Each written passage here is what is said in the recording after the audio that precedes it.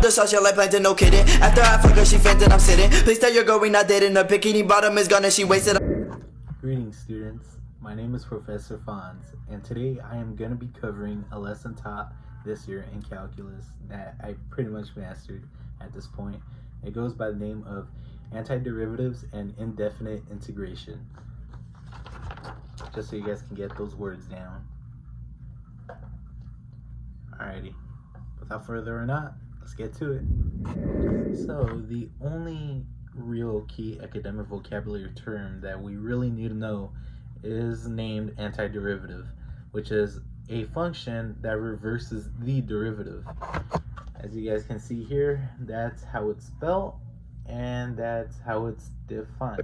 If you guys are in need of an essential question, then your essential question will end up being, how do I use basic integration rules to find antiderivatives? So feel free to copy that down. Oh, to get things started today, you guys, alrighty. So let's go back to the basics. How do you derive something? Alrighty, so for example, say we have x to the third, right? So the way you would do this, there's an imaginary term of 1 in front of the exponent. Therefore, you act like there's a 1 there, even though there really isn't. But what you would do is multiply the exponent value to the front by the imaginary 1 there. So it would kind of look like 3 x, and then when you multiply this exponent, you're going to subtract 1 from it. That's just Roman calculus, so no questions asked there. So therefore, you would derive this to 3x squared, and that's how you would derive something. So this is called the derivative. So that's your review for right now. Alrighty guys, now we're at the point where we antiderive things. And the way we would do that is do the complete opposite of deriving something. So the way we would do that is, okay, let's bring back our equation or derivative value that we got from the previous example when we're reviewing how to derive. So now, what you would do from here, you want to integrate it. What that is, you write the symbol and you set this, your value right here, inside of it. And what you really want to do here is move your constant value outside. And the reason why you want to do that is because you want to work with this value right here. So now the way you integrate this to get your antiderivative is add 1. So you guys know how in the derivative form of things we had to subtract the exponent by 1. Now you're supposed to add. And that's just the rule to getting your antiderivative form of things. So now, as a result, you will end up getting 3 integration symbol x to the third. So whatever you did here, whatever you did to this exponent, you want to set it as a denominator to whatever you got for after adding. So it'd be 2 plus 1. Alright, now from here, before we move on, you want to move 3 to the numerator. So this would ultimately end up changing to 3x to the third over 3. Now, this divided by this is 1. So you want to cancel that, right? You scratch that. Now, you're left off with x to the third. Are you done? Well, sadly, we're not. So what you want to do here is you want to add an imaginary constant, because after every derivative, you never know if there will be a constant or not, and every constant value is equal to 0 when you derive things. So therefore, this will be your answer to the basic of antiderivatives.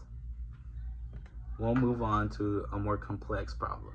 It's like my calculus teacher once told me.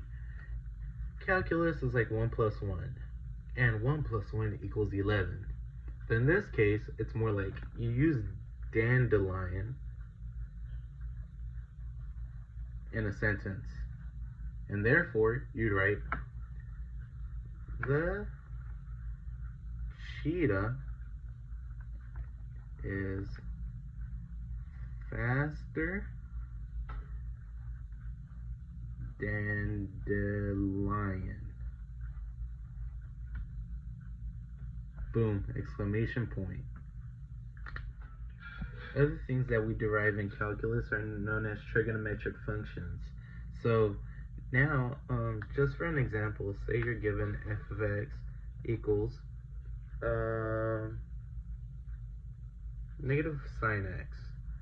So the way you would derive this would be simply as cosine x.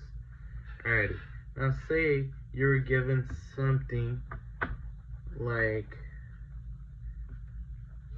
cosine x for the antiderivative, right?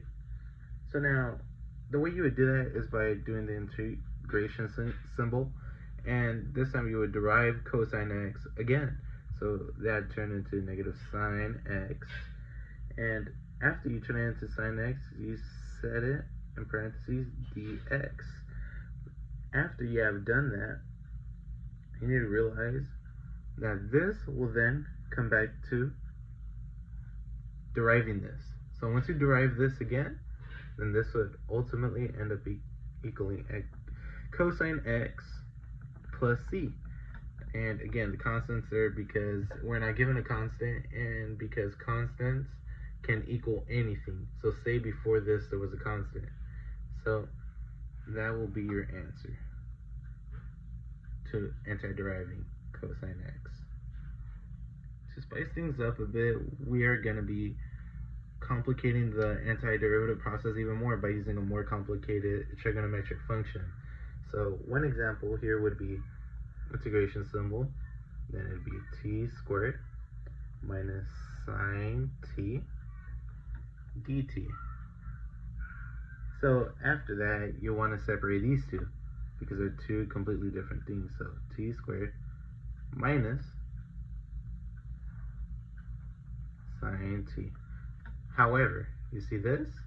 We want to derive that again. So therefore, this will change into cosine t. So since we're doing that, it's not negative no more, it's positive. So it'll be cosine t. And this is plus 1, 2 plus 1. And this will change into t to the power of 3 over 3. And now, once you're given that, you want to set these aside without the integration symbol, so it'd be as simple as t over 3, t to the third power over 3, plus cosine t. However, remember, we had to add an imaginary constant. And to simplify this even more, we just set it 1 over 3, right by t to the third power, which will ultimately end up being 1 over 3 t to the third power plus cosine t plus c. And that will be your answer for this particular sequence when anti-deriving this. This example is a very unique situation. So what you want to do first here, at first what you want to do is you first distribute secant y into these two. So, which will then end up being integration symbol secant y tan y, right? And then this right here will end up equaling secant squared y. So, boom, boom. And since they are both negative, right? Now, what you want to do is you want to move secant squared y to this side. The way you would do that is by you basically subtract them from each other. So in the end, you will end up with secant y minus tan y, and then don't forget your constant. That's how we pretty much solve that to derive that.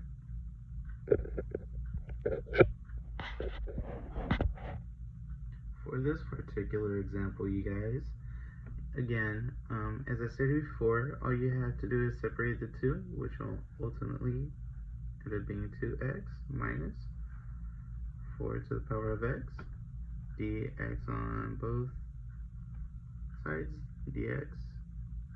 Now, to make this a little easier for you, you want to move the constants outside, but primarily this one. So this will go out here. And when we work with this, because this is an unusual situation given that x is at the exponent. So d over dx 4 to the power of x will end up equaling ln 4 times 4 to the power of x times 1. And this will end up giving you ln 4 times 4x. So once you move that, then this will end up turning into 1 over ln 4 multiplied by ln 4 times 4x. And that is because this right here ended up equaling 4 to the power of x ln 4. And now you cancel, right? After you have canceled, this will end up equaling 4 to the power of x. So now, you see how we work with that? So you're given 2x, so 2x, 1 plus 1, 1 plus 1. So after that, you're given 2x squared over 2. Cancel that. Now, since we worked with everything at this point, now we are given x squared minus 1 ln 4 4x plus c, and that will be your answer for this given integration sequence. To add on to my clarification here, the reason why we still ended up with 4x is because we're primarily working with this specific part at this point. And you see how we got equals 4x? Well, then we end up putting that there because we're just working with this. And which is why we still have 1 over ln 4 over, because when we take this out, then this is basically, this by itself is 1 over ln 4. Hope that clarifies any minds that are wondering what's going on here. The value of the constant. So for this particular problem, don't overthink things. All you have to do once you see dy over dx, 2x minus 1, right? Because we still have to integrate all of this. Make sure you multiply everything by dx. And the reason for that is because when we find the value of the constant, every equation you get, you'll be given f of x or y equals, right? So f of x is y. So the only way we are going to be able to find the constant term is by setting y by itself. So you want to multiply by dx, so this cancels. This will ultimately end up being dy equals 2x minus 1. So now that you guys have that down, I'm going to erase this and I'll let you guys process it for a couple of seconds. Alrighty, let's move on. So now that we were given that, so you want to do the integration symbol, dy equals integration symbol 2x minus 1 dx. So now what you want to do after that, you want to send that minus 1 dx, separate the two, 2x, 1 plus 1, 1 plus 1, 2x squared over 2, cancel that, minus x. So you're left off with x squared minus x plus c. Alrighty, so now you see how you guys are given that. Well, now what you want to do is set this, your x value, equal to 1. So once you do that, you'll be given y equals, now you guys see how we're left off with this? Well, problems will usually have like a graph given to you. And this particular example kind of looks like this. It's a graph like that. It all starts right here at 1. So what you want to do is sub 1 into everything. So it'd be 1 for y equals 1 squared minus 1 plus c. This will end up equaling 1 minus 1, which you cancel, plus c. Therefore, c will be equal to 1. And since c is equal to 1, then you will get everything you got from this equation, this particular equation here, and replace the c with 1. So your answer will end up equaling y equals x squared minus x plus 1. So that will be your answer for this particular problem when asking to solve for y. For c, sorry, for c. Hey guys, another example of this would be like this. So say you're given a graph, right?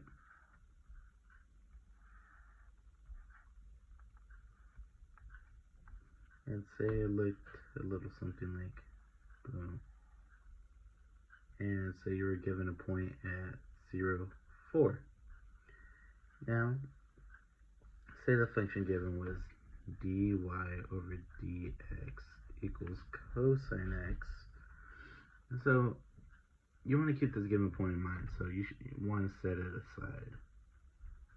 So once you set it aside, now all you have to do is use the integration rules to get the antiderivative of x. So therefore that changed into dy over dx equals cosine x dx, which then, so remember, multiply dx, cancel, which is why we get dx out here. So now when you integrate dy, that turned into y equals, and then the derivative of cosine x is sine x, so that equals sine x plus c. Now after you get sine x plus c, you remember this right here?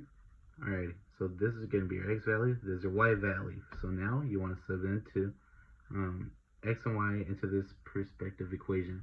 So this will end up equaling 4 equals sine 0 plus c. So sine 0, cancel that. So c equals 4. So you see how we use this particular equation. Now you want to sub in c. You want to sub in 4 for c. So your answer will end up being y equals sine x plus 4. And that will be your answer for this given integration situation. Yeah, so if there's like any points of confusion here, I see you guys can be confused with like, say multiplying the dx.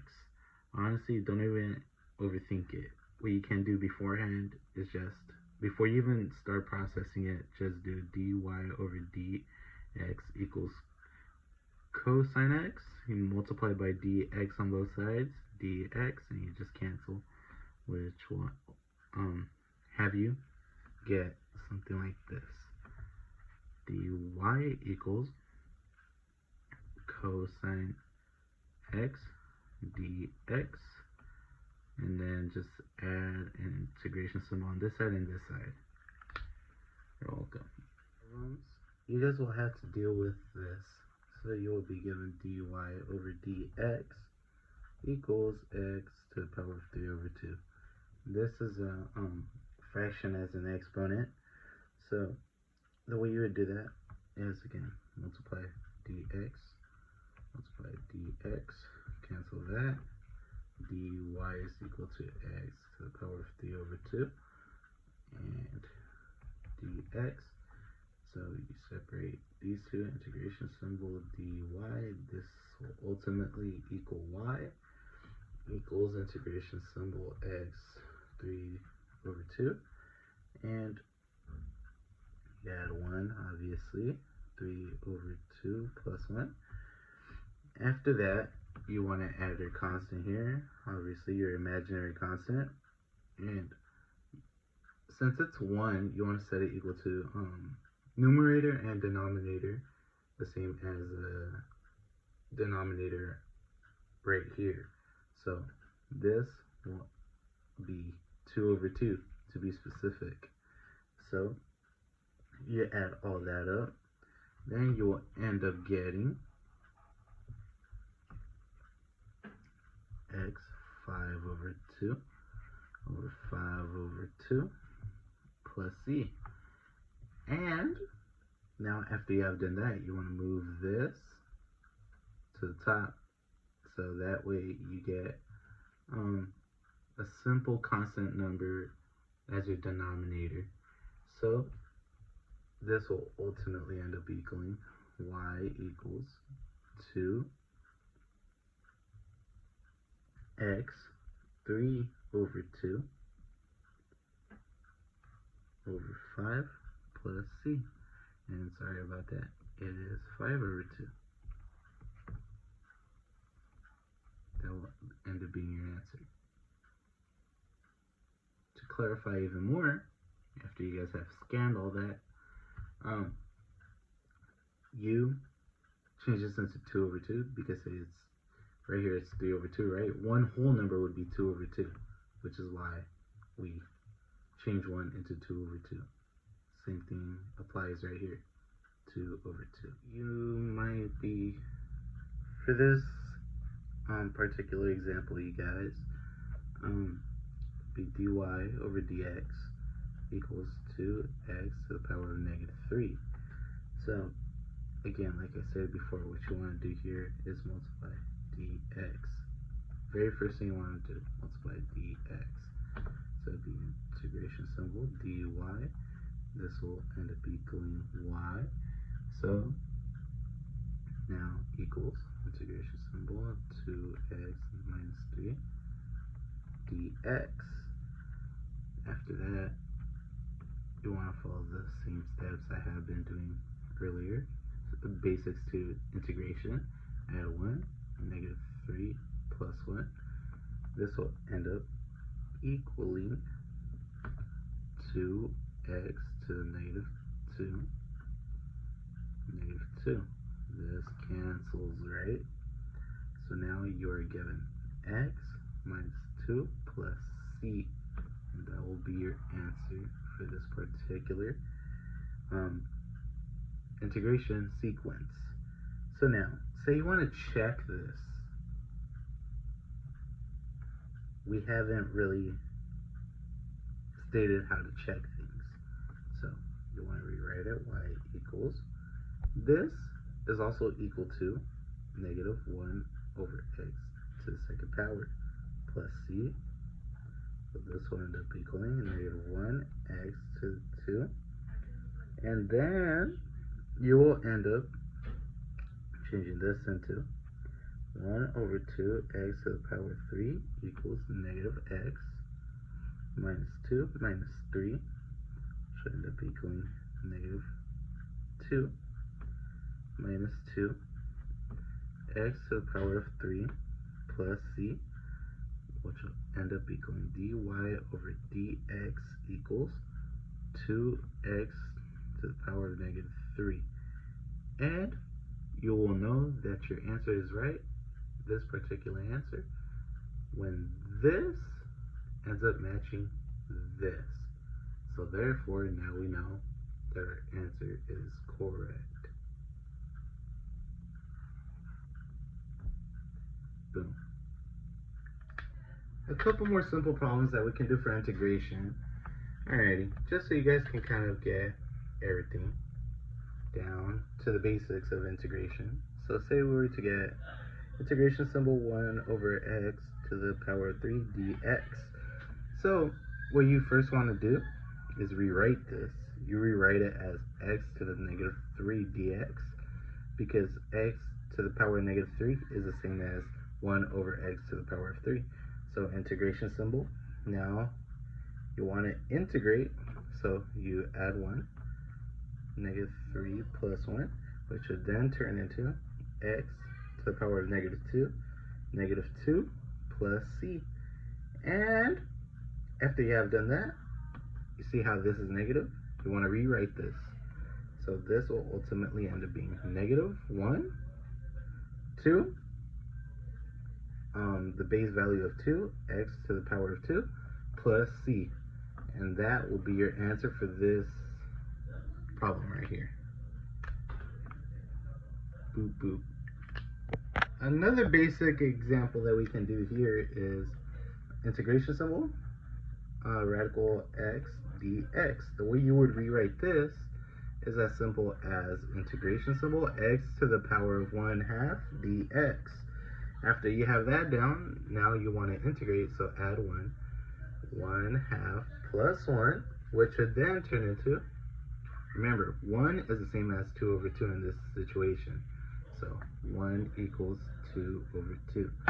So now you integrate it, so x to the power of 3 over 2, and then 3 over 2 plus c.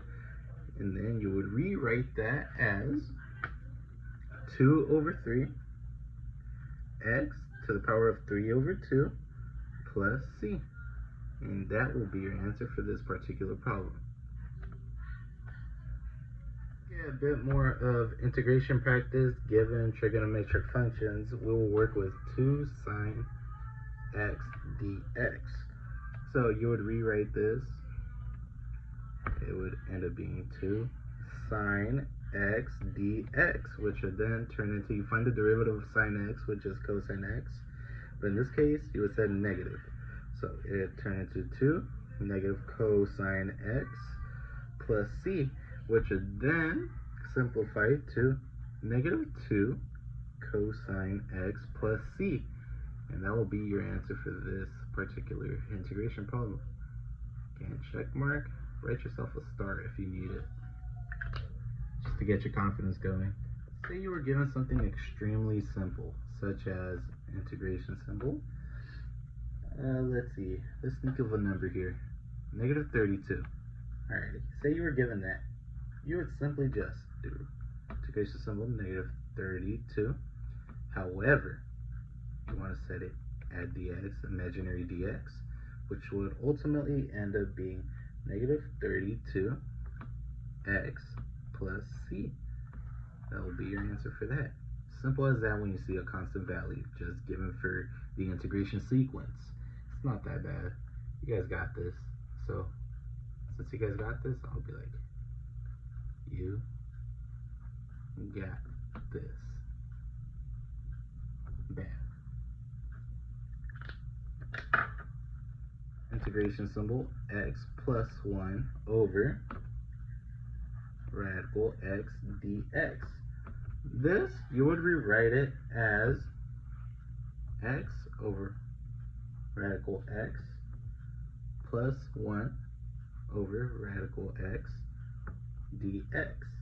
So now, you want to rewrite both of them, which would be as simple as, let's move this out here, integration symbol, and then x to the 1/2 plus x to the negative 1/2 dx. So now you want to integrate plus 1 plus 1, 1/2 plus 1, negative 1/2 plus 1.